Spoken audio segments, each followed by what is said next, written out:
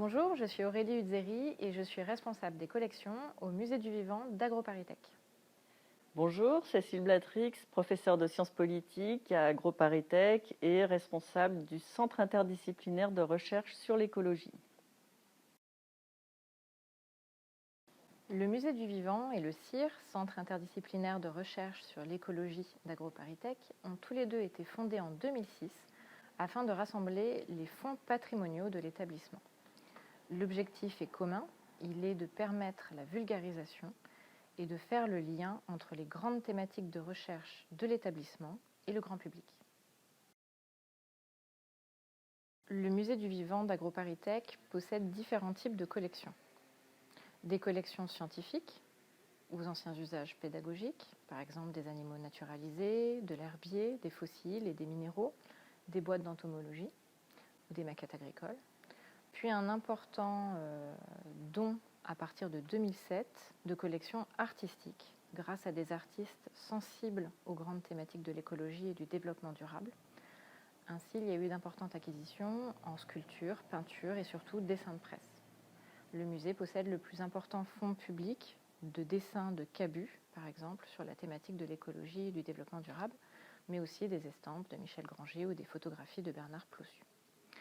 Vient ensuite deux types de collections existantes au musée. Une collecte de vie quotidienne qui vient rendre compte de l'évolution de la vision de l'écologie dans notre quotidien.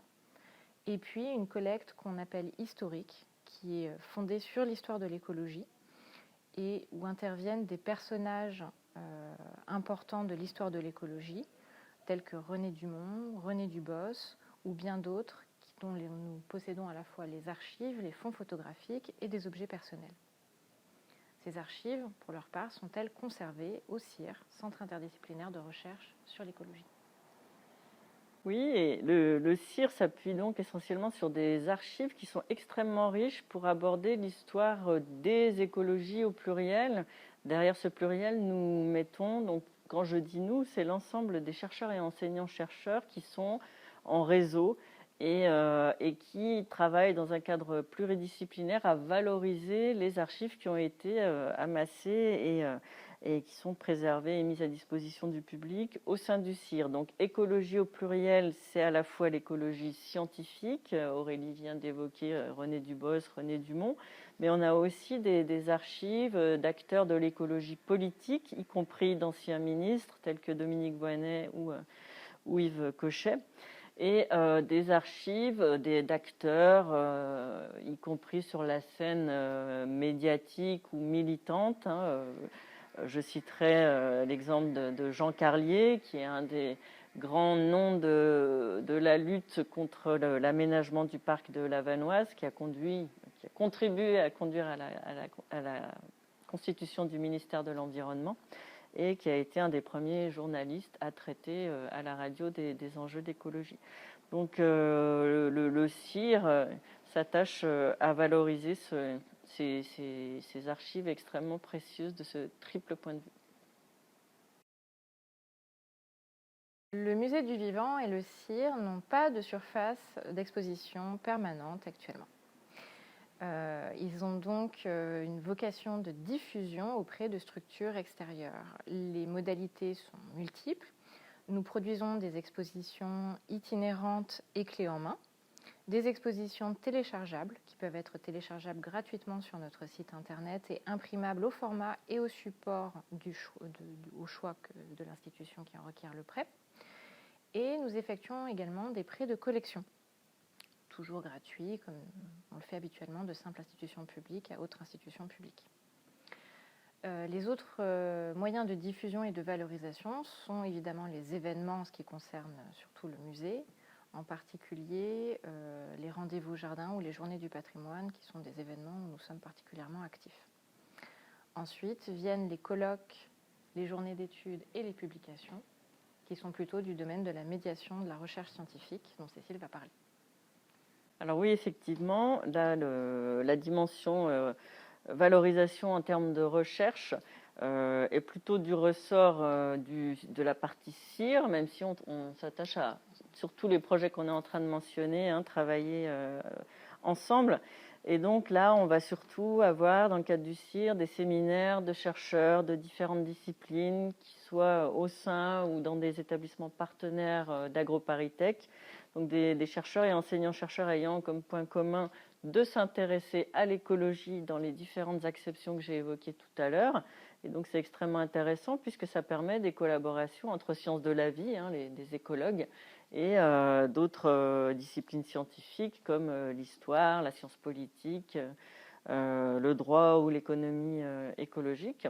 Et donc nous organisons, outre ces rencontres, séminaires de travail entre chercheurs, en temps normal, hors contexte de pandémie, au rythme d'environ un gros événement par an, qui est en général un colloque, adossé à une exposition, et les colloques donnent lieu à publication des actes retravaillés.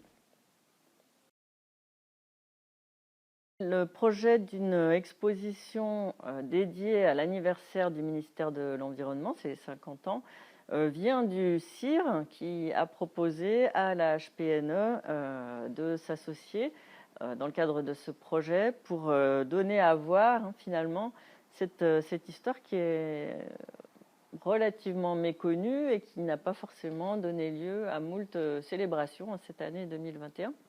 Alors, en quoi nous apportons des contributions plus spécifiques au CIR, puisque bien évidemment nous travaillons avec les collègues de l'Association pour l'histoire de la protection de la nature et de l'environnement à la rédaction des différents contenus qui sont mis à disposition sur le présent site internet. Mais nous avons aussi réalisé des contenus plus spécifiques en lien en particulier avec nos étudiants. Et je voudrais mentionner deux formats à la fois originaux et qui visent à valoriser notre public étudiant ici à AgroParisTech. Donc le premier, c'est la série de podcasts audio qui vous permettent d'entendre des extraits d'ouvrages et notamment d'ouvrages écrits par d'anciens ministres de l'Environnement qui relatent leur expérience. Et donc, ce sont des enregistrements qui ont été réalisés par des étudiants de différentes formations d'AgroParisTech dans lesquelles nous intervenons. Et donc, le deuxième type de contenu qui a vraiment été conçu par le CIR avec des étudiants d'AgroParisTech et de Sciences Po Saint-Germain-en-Laye, c'est le cycle de webinaires où des étudiants conversent librement avec d'anciens ou d'anciennes ministres de l'Environnement. Donc un cycle de webinaires qui est à votre disposition sur ce site et que nous vous invitons bien évidemment à regarder. Nous fêtons là les 50 ans du ministère de l'Environnement. Espérons que pour les 100 ans du ministère de l'Environnement, il y aura encore trace de cette histoire de l'institution, de cette histoire de l'écologie, de cette histoire de l'environnement. Et pour cela, il faut espérer qu'on aura encore des dons d'archives, d'affiches, de badges, d'autocollants, de petits objets qui viennent rendre compte de cette histoire de l'environnement. Oui, je pense que c'est un enjeu extrêmement important en termes de collecte, de poursuivre ce travail de construction d'une mémoire. Du point de vue de la recherche, on s'aperçoit en travaillant sur nos fonds et collections qu'il y a des pans entiers de cette histoire des écologies qui restent à documenter et qui restent à valoriser dans une logique de transmission. On le voit bien, aujourd'hui, par exemple, on travaille sur les formations à destination des futurs hauts fonctionnaires, être capable de restituer, de mettre en perspective historique l'histoire immédiate de la crise écologique, ça me paraît extrêmement important si on veut éviter de reproduire les erreurs du passé. Et beaucoup reste à faire, je pense, en la matière.